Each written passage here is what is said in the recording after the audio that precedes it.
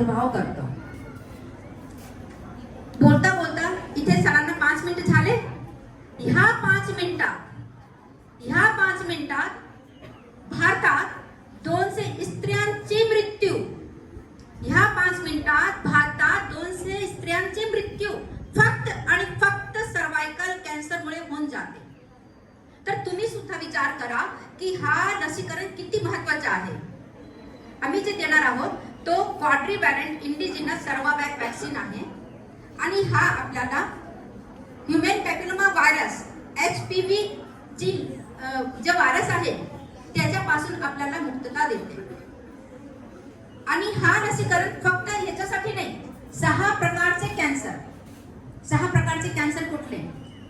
Cervical cancer, vulvar cancer, vaginal cancer, oropharyngeal cancer, anal cancer आणि पुरुषांमध्ये पिनाईल cancer, पेनिसचा cancer, ह्याच्यापासून ती सुरक्षितता देते.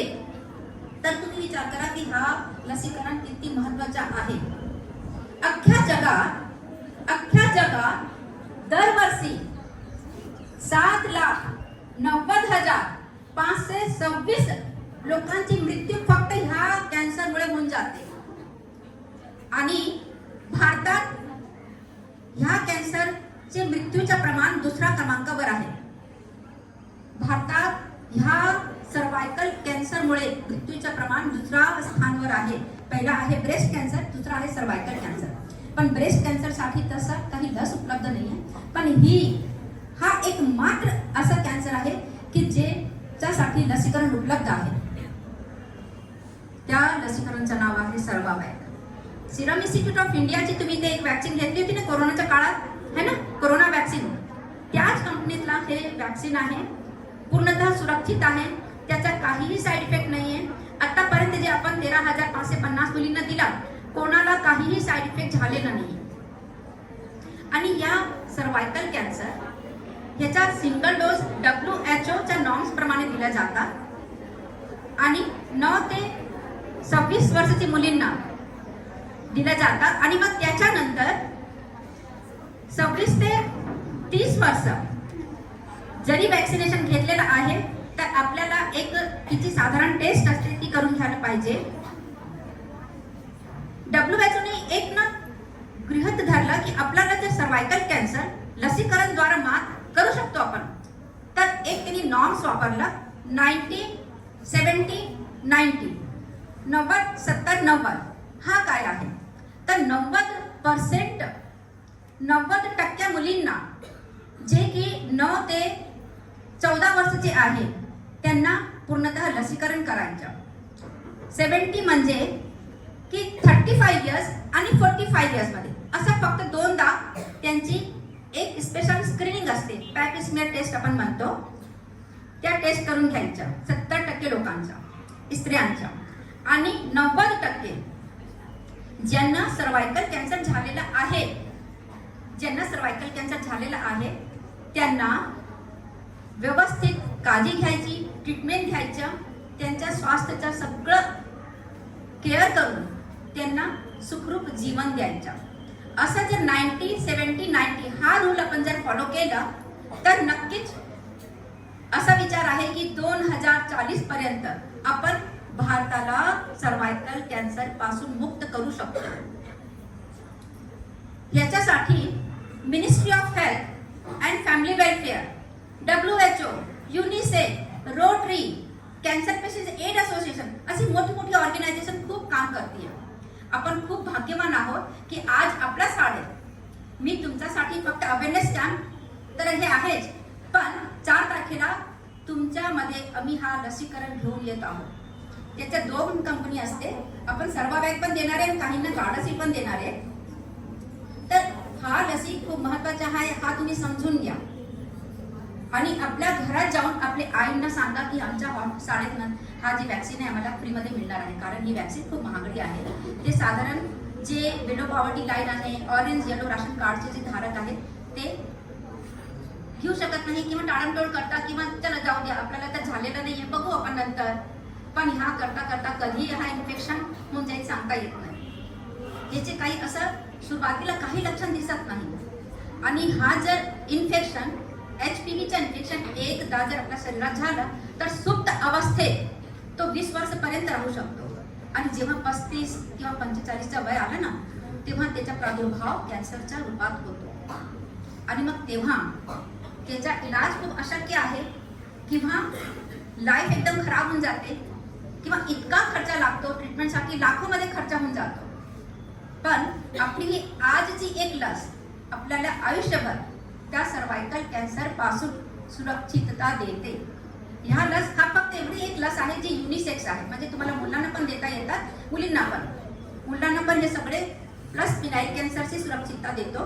पण भारतात आता ती स्टडी नाही आहे की मुलांना आपण देऊ शकतो म्हणून, पण विदेशात ते मुलांना पण देतात. इथे आपण आज फक्त मुलींना आपण हा वॅक्सिन देणार आहोत. 35 वर्षानंतर जर मासिक पाळीमध्ये काही त्रास होतोय, शारीरिक संबंधाच्या टायमाला काही त्रास होतोय, ब्लिडिंग होते, घाण वास येते, वीकनेस जाणवते, पाय दुखतात किंवा काही कामाला मन लागत नाहीये, या भागाला पेन होतोय, तर असे काही जर लक्षण असले तर ताबडतोब डॉक्टरला दाखवायचं. ते एक साधी पेप स्मेअर टेस्ट असते, ते टेस्ट करून आपल्याला समजू शकतो की हा कॅन्सर होऊ शकतो. त्याच्यासाठी एक स्क्रीनिंग टेस्ट पण असतो, रोटरीनी ते स्क्रीनिंग टेस्ट पण केलेले आहे. आणि तुम्हाला सांगते मी की स्क्रीनिंग टेस्टच्या दरम्यान जेव्हा जे लग्न झालेले स्त्रियांचे जेव्हा आपण स्क्रीनिंग टेस्ट करतो, ऑन द स्पॉट आपल्याला समजू शकतो की ह्या स्त्रीला पुढच्या 20 वर्षात कधीतरी कॅन्सर होऊ शकतो. कारण त्याचं ते HPVचे जे व्हायरस आहे त्याचा पॉझिटिव्ह दिसतो, ते लक्षण दिसतो. मग त्यांना ताबडतोब मार्गदर्शन करून लसीकरण, काळजी घेणे हे सगळं आम्ही सांगतो. आणि त्याप्रमाणे स्क्रीनिंग, अवेअरनेस आणि लसीकरण हा त्याच्या 3 मूल सूत्र आहे. गेट वॅक्सिनेटेड, गेट इन्फॉर्म आणि गेट स्प्रेड अवेअरनेस रिगार्डिंग दिस. सो हा 3 मूल सूत्रमध्ये आम्ही काम करतो. तर आज अवेअरनेस प्रोग्राम आहे, परवाच्या दिवशी तुमच्याकडे वॅक्सिनेशन प्रोग्राम होणार आहे. तर ही सगळी ती गोष्ट इतकी महत्वाची आहे. आज आपल्याला असं सर्वायकल कॅन्सर काय आहे, मला काय होणार आहे, मी तो एकदम चांगली आहे, पण कधी हा तुमच्या शरीरात प्रवेश करून जाईल समजणार नाही.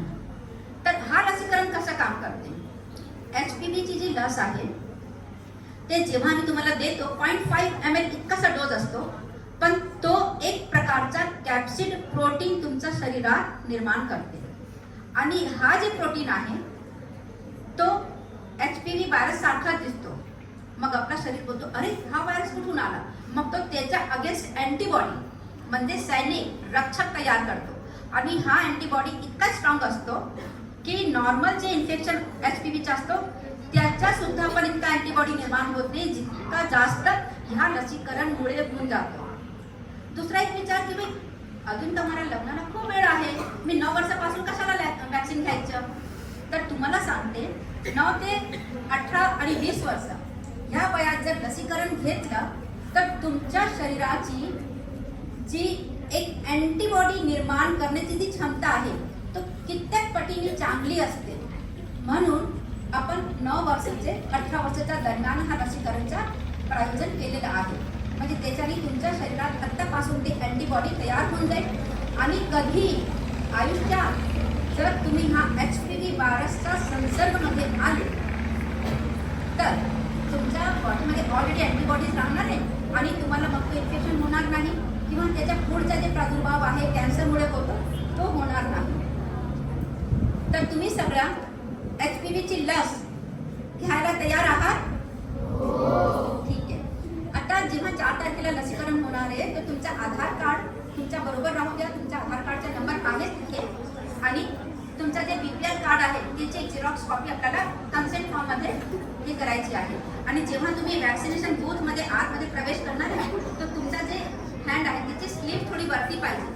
तो पर्यंत काय असतो आमचा 1-1 सेकंड तेव्हा खूप महत्त्वाचा असतो. कारण एकच दिवसात 700 मुलींना द्यायचे आहे. मग लांब स्लीपचा असला ना मग ते इथून खाली करा, ते असं करा, त्याच्यात 2-2 सेकंडचा जे टाइम वाचतो ना त्याच्यापेक्षा मला असं वाटतं की आता तुम्हाला सांगून ठेवते किंवा फुल स्लीप असला तर थोडासा असं एक साईड हे घाला आणि मग तुम्ही जर रूममध्ये गेले तर फटाफट आपण 3 तासात 700 वॅक्सिन करू शकता.